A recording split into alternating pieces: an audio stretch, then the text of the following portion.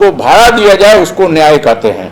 दूसरा, आपको सिर्फ भाड़ा नहीं देना है, भाड़े के साथ साथ जो हाईकोर्ट ऑर्डर का कमिटमेंट है कि तुम इनको, देखिए हाईकोर्ट ऑर्डर क्या है आप लोगों को मालूम नहीं है, मैं बताता हूं, मेरे पास कॉपी है।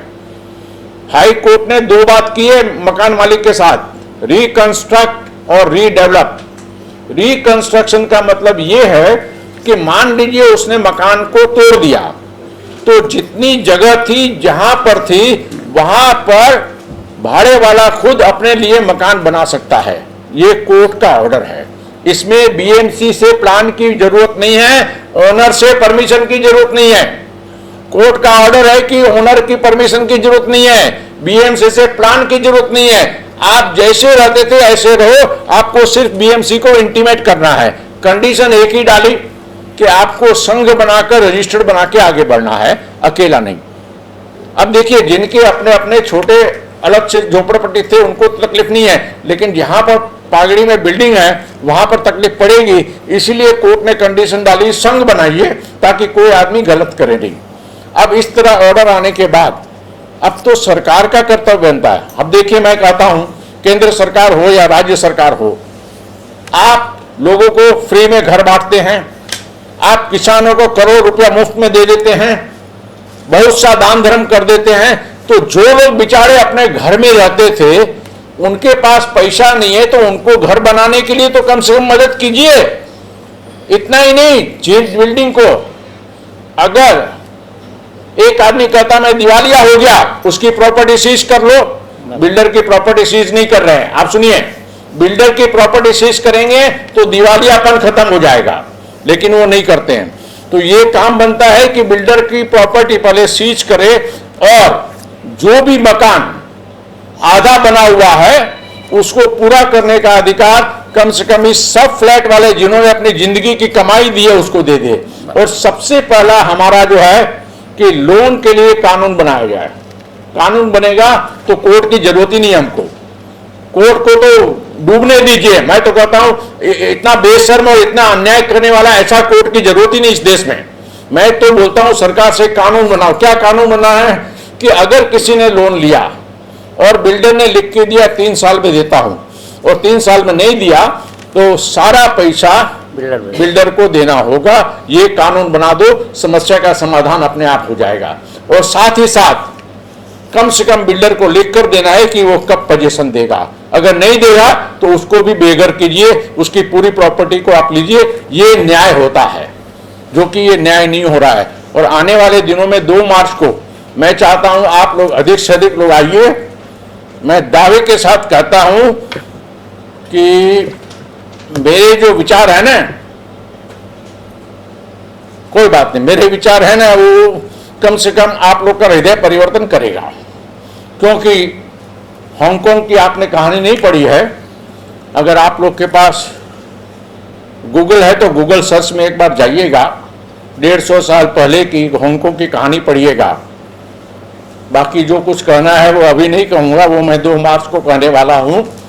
बस अब ज़्यादा नहीं कहता, लेकिन ये समस्या को समाधान के साथ साथ हमारी पूरी ताकत के साथ सरकार से अनुरोध है और इस देश के सभी बदतमीज जजों से अनुरोध है कि या तो न्याय करो या न्याय तंत्र को ताला मारो। ये हमारा उनसे अनुरोध है। या तो आप अपने आप को जज बोलते हो, अन्याय करते हो, आप जज नहीं हो। और ये मैंने लिख के भेजा है, ये देखिए मैं जो आपको बोल रहा हूं ना, ये मैंने आज से नहीं लिखा है, 4 साल से लिख रहा हूं कि आप या तो न्याय करो, नहीं करते हो, अन्याय करते हो तो ताला मार दो। इस देश में जिसकी लाठी उसकी भैंस, माइट इज राइट का कानून रहने दीजिए, अपने आप सब सुधर जाएगा। बस ज्यादा नहीं, अब इनका बार बार बंद करने के लिए कहते हैं। आप लोग के लिए भी आप भी सवाल मुझे कर सकते हैं। आप बहुत अच्छा, बहुत बहुत धन्यवाद। बोला, आप बोलेंगे तो सब सुनते ही रहेंगे, मगर वो 2 मार्च के लिए रखिए। अभी मैं आशीष भाई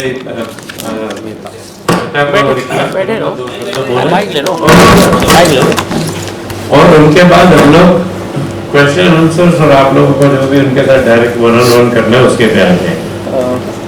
मित्रों, उपस्थित सभी लोगों को मेरा प्रणाम। नहीं चलो, वॉल्यूम चलो क्या। चालू चालू। मुझे खाली इतना ही कहना है कि ये समस्या बहुत राष्ट्रीय स्तर पर है। आप देखिए यूनियन कार्बाइड के विक्टिम्स जो है उनको न्याय कब मिला, 20 साल के बाद मिला, और वो भी मिला नहीं क्योंकि उसको भी चैलेंज किया जा सकता है और उसको भी चैलेंज किया गया है। आप बॉम्बे ब्लास्ट के लोगों को देखो, वहाँ भी ऐसा ही हुआ है। तो ये समस्या बहुत बड़ी है।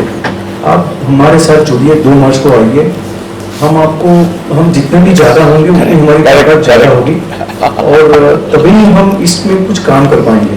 देखिए हमको कोई बड़ा युद्ध नहीं लड़ना है जो हमारे पूर्वजों ने अंग्रेजों के साथ लड़ा या 1947 में जो हालत हुए उसमें।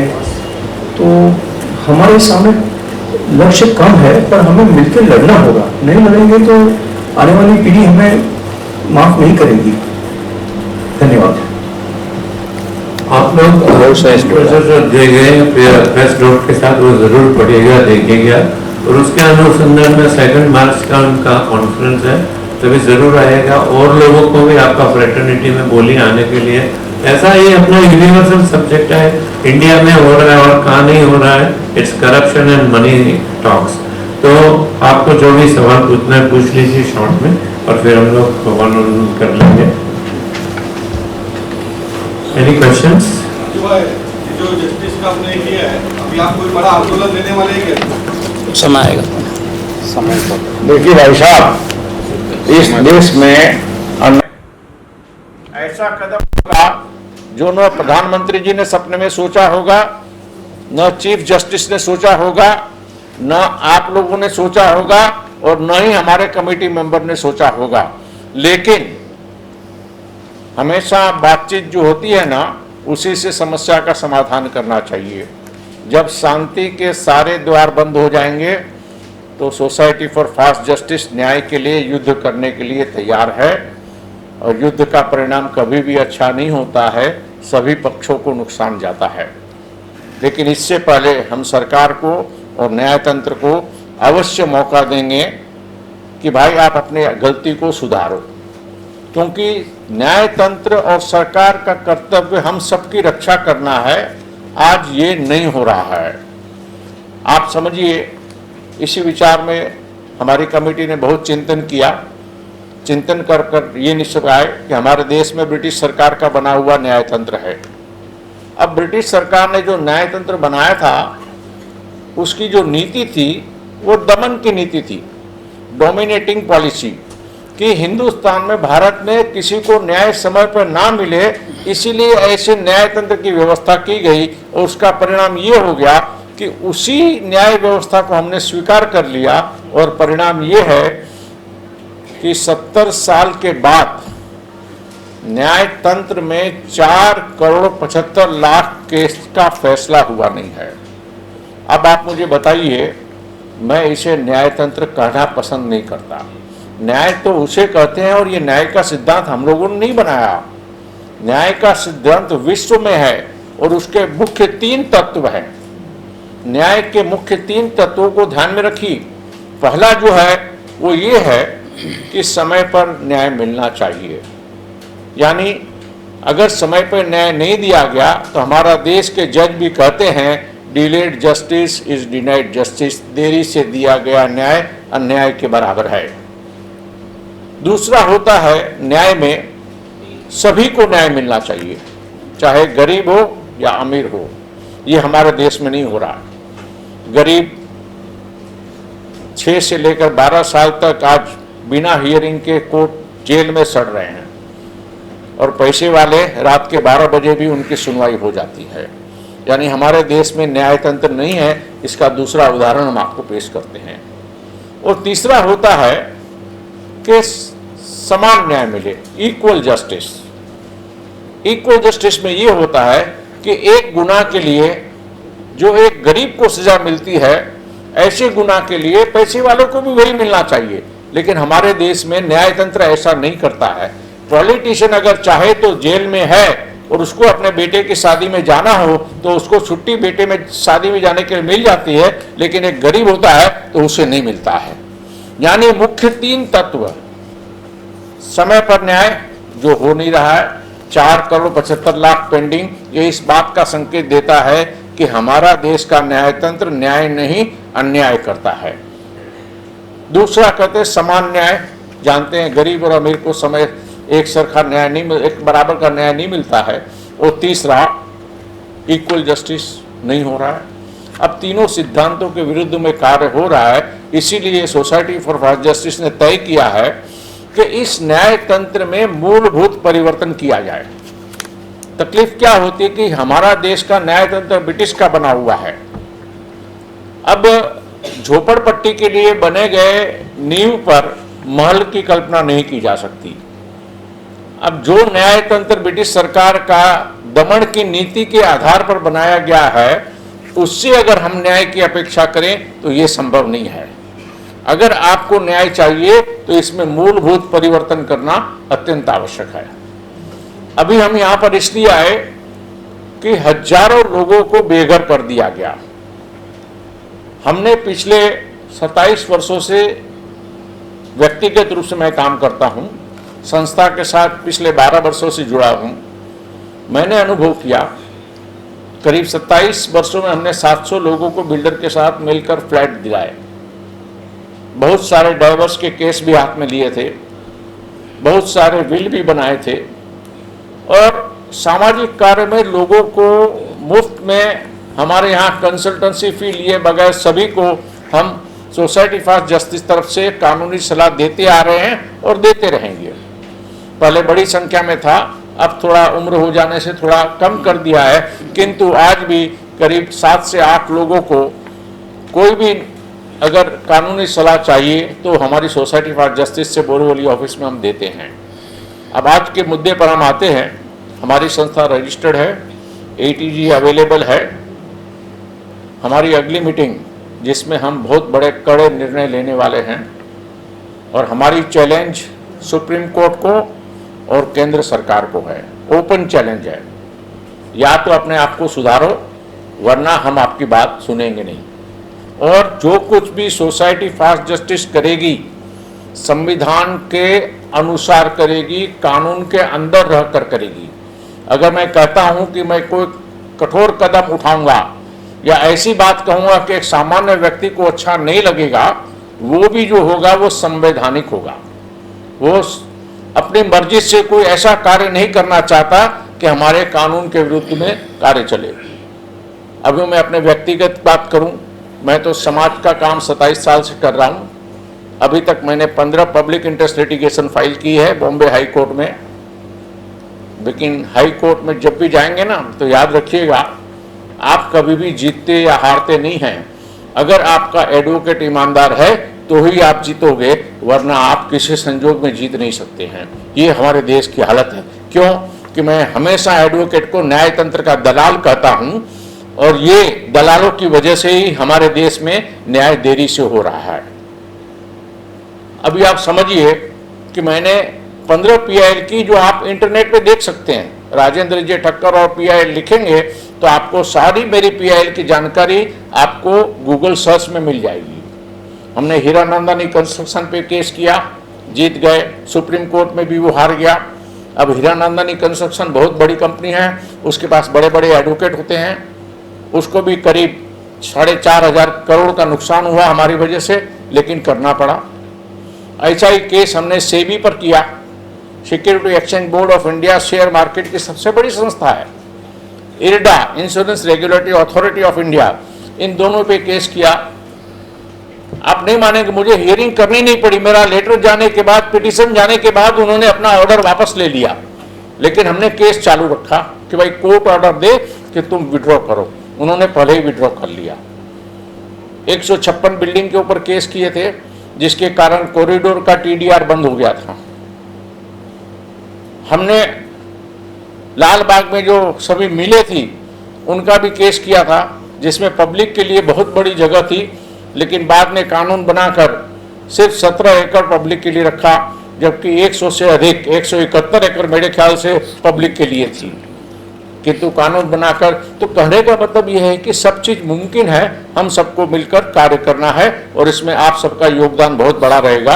अब मैं सीधे विषय पर आपको समझाता हूं कि आज का ये प्रेस कॉन्फ्रेंस का मुख्य उद्देश्य है कि भाड़े में रहने वाले घरों का तोड़ दिया गया। तोड़ देने के बाद ये तय किया गया था कि वो उनको भाड़ा मिले जब तक कि उसको पोजीशन नहीं मिलता। लेकिन देखा ये जा रहा है कि उनके रूम तो तोड़ दिए जाते हैं, फिर चाहे एसआरए में हो, महाडा में हो, चाहे बीएमसी की जगह हो या प्राइवेट जगह हो। और सवाल अगर 2-4-10 आदमी का होता तो बात अलग है। आज की तारीख में मेरे अंदाज से मुंबई शहर में कम से कम 20,000 से अधिक ऐसे लोग हैं जिनको बेघर कर दिया गया है। सबसे बड़ी समस्या तो ये है। तो ये काम सरकार का होता है। हाई कोर्ट का ऑर्डर आया, मैं समझता हूँ अक्टूबर में, बहुत ही अच्छा भाड़े के लिए ऑर्डर आया। क्या लिखा, क्या बोला, गोरेगांव के एक एसोसिएशन ने किया था, ऑर्डर बहुत अच्छा था। ऑर्डर में लिखा है कि अगर आप कोई भी चीज किसी का घर डिमोलिश करते हैं, कुछ हुआ, जयप्रकाश नारायण जी ने आंदोलन किया, कुछ हुआ। देखिए, इस देश के जितने भी पॉलिटिशियन हैं ना, वो गेंडे की चमड़ी की हैं। इनको कौन सी दवा लगती है मुझे अच्छी तरह मालूम है। और मैं धन्यवाद देता हूं उस एडवोकेट को, सुमेधा राव, जिन्होंने मेरी 15 पब्लिक इंटरेस्ट लिटिगेशन की, कभी उन्होंने मेरे से 1 रुपया नहीं लिया और 15 का 15 पिटीशन में जीता हूं। एक भी ऐसा प्रेयर नहीं है कि कोर्ट में जज ने कभी ये कहा हो कि ये प्रेयर एक्सेप्ट नहीं करेंगे, क्योंकि हम प्रेयर वही करते थे जो हमारा अधिकार था, जो कानून के अंदर हमारा अधिकार है। और मैं अगर कड़े कदम उठाऊंगा, अयोग्य कार्य करूंगा 2 मार्च के बाद, तो वो भी संवैधानिक होगा, उसको याद रखिएगा। आप एक बात सुन लीजिए भाई साहब, हमें जो कुछ भी करना है संविधान के अंदर रह के करना है। और अभी तो बातचीत का दौर है, जब शांति के सारे द्वार बंद हो जाएंगे, युद्ध करेंगे और आप सब भी हमारे साथ जुड़ेंगे, इसका मुझे पूरा विश्वास है। सर जी, आपने बताया जैसे मलाड तंगे के बोरीली में काफी सोसाइटीज है, इसे सीसी ओसी कुछ नहीं है, ओल्ड सब बिल्डिंग चालू है, उसका सबका एफएसआई बिल्डर्स को बेच के दूसरे बिल्डिंग में यूज कर रहे हैं। Now they can not go for redevelopment और सब, उसका क्या कर सकते? हाँ, देखिए, यही आप जो कर रहे हैं ना, सिर्फ ये समस्या नहीं, समस्याएं बहुत है ना। ओसी और ये सब इन्होंने ओपन इसलिए रखा है कि बिल्डर के साथ मिले हुए हैं, एडिशनल एफएसआई उसको मिलेगी तो पॉलिटिशियन को उसमें हिस्सा मिलेगा। देखिए, मैंने चंडाल चौकड़ी का नाम लिख के सुप्रीम कोर्ट को भेजा है कि ये चंडाल चौकड़ी अन्याय कर रही है। इसमें जज का नाम पहले लिखा है कि 4 चंडाल चौकड़ी में एक जज है, एक पॉलिटिशियन है, तीसरा बिल्डर है और चौथा सरकारी अधिकारी है। ये 4 लोग मिलके पूरे पब्लिक को आज की तारीख में लूट रहे हैं। और इसमें मैंने आपको बहुत सारी बातें नहीं बताई। हमारे पास दुर्ग शरद पवार जी का जगह है ना, वहां से कुछ लोग आए थे कि राजीव भाई हमको जमीन बेची है, हम लोग 1260 आदमी हैं, मुझे मेल आया है कि जमीन जो बेची है सबसे 4 लाख 5 लाख रुपया ले लिया है, लेकिन वो जमीन है ही नहीं। आप मुझे बताइए, इस देश के अंदर 3 तरह के हैं। एक है अलॉटमेंट लेटर, मुंबई में लोगों का पैसा लिया, सिर्फ अलॉटमेंट लेटर दिया, अब अलॉटमेंट लेटर का कोई वैल्यू नहीं रहा। कुछ लोगों के साथ 100 रुपए के स्टैंप पेपर पे नोटराइज करा दिया, खरीदने वाला समझता है नोटराइज किया हुआ स्टैंप पेपर को एग्रीमेंट, जबकि वो एग्रीमेंट नहीं होता है। एग्रीमेंट तो जो रजिस्टर, इस तरह से इस देश के एडवोकेट और बिल्डर ने मिलकर काफी लोगों को लूटा है। और अभी हमारी एक बहन ये बोलने वाले थे, भाई साहब हमने बोरीवली का एक केस लड़ा, एक बहन अकेली रहती थी, अब उसकी हालत इतनी खराब हो गई क्योंकि भाड़ा देना बंद कर दिया। अब 60 साल की औरत क्या करेगी, अल्टीमेटली पागल हो गई और अभी 10 दिन पहले गुजर गई। अब उसका फ्लैट का आगे पीछे कोई नहीं है। हमारे देश में आपको प्रोबेट चाहिए तो वर्षों लगते हैं, सक्सेशन सर्टिफिकेट चाहिए तो वर्षों लगते हैं, एचयूएफ का सेटलमेंट करना हो तो वर्षों लगते हैं। आप जो ओसी की और उसकी बात करते हैं ना, कन्वेंस की, ये सब एक खिलौना बना है इनके कमाने का। अब इसको हम धीरे धीरे सोसाइटी को फास्ट जस्टिस लेगी पहले तो मैं आप सबसे हाथ जोड़कर विनंती करता हूं कि जो 50,000 लोगों को घर से बेघर किया है, उनकी आप लोग मदद कीजिए और उनके लिए अधिक से अधिक स्प्रेड कीजिए और सभी को 2 मार्च को मीटिंग में आने के लिए कीजिए। क्यों? इसका कारण एक बता दूं। पहला कारण यह है कि हमारी संस्था सुप्रीम कोर्ट के ऊपर केस कर रही है। हम लोगों ने तय किया है सुप्रीम कोर्ट के ऊपर केस करना, केंद्र सरकार के ऊपर केस करना, और उसके लिए हमको डाटा चाहिए। और डाटा उस वक्त मिलेगा जब सभी के पास ये जाएगी। और डाटा कैसे देंगे वो लिंक भी मैं आपको दे दूंगा। आपको हमारी एक वेबसाइट है सोसाइटी फॉर फास्ट जस्टिस, आप वेबसाइट में जाइए, कॉन्टैक्ट में जाइए, कॉन्टैक्ट में राइट साइड में आपको मिलेगा, यानी हमारी वेबसाइट में कॉन्टैक्ट में जाइए, कॉन्टैक्ट में आपको राइट साइड में डिटेल मिलेगी। If you are a victim of the judiciary please fill up the form. जितना अधिक लोग फिलअप करेंगे उतनी हमारी ताकत बढ़ेगी। और हम लोगों ने तय किया है सुप्रीम कोर्ट के ऊपर केस करना, केंद्र सरकार पर केस करना, और साथ में एक सबसे बड़ा काम आप लोग कर सकते हैं कि ये जो लोन का जो अन्याय हो रहा है ना, उसको कम से कम तुरंत रुकवाइए। उसके लिए आप कहेंगे कि लोन का पैसा बिल्डर को भरना चाहिए, लोन देने वाले को नहीं। ऐसा कानून बनाना सरकार का कर्तव्य है और जज का भी कर्तव्य है कि ऐसे लोगों को सजा दिलाए, ताकि उनको, और साथ में कम से कम जिसने लोन लिए उसको समय पर फ्लैट मिले। बेचारा अपनी जिंदगी का पैसा कमाकर कुछ नहीं कर पा रहा है। और मेरे पास 96 पीपल आए हैं, सभी यंग, 30 साल से 45 के। तो मैं चाहता हूं आज आप पत्रकार सब कम से कम लोन के बारे में तो ज्यादा दबा के लिखिए, क्योंकि इसका कानून तुरंत बन सकता है।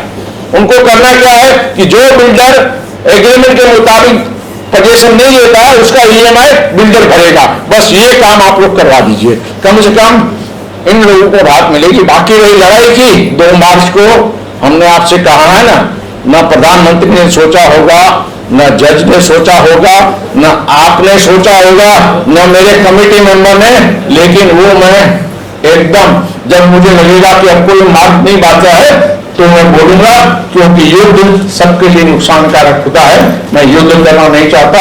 जब तक हमारी समस्या बातचीत से होगी मैं बातचीत करूंगा। Thank you very much Raju भाई, thank you very much for all your coming. और आप उनसे जब बात करना चाहते हैं बात कीजिए, बाकी बाहर लंच रेडी है। अभी लंच के लिए सब चल रहा है, लंच के लिए भेज दीजिए।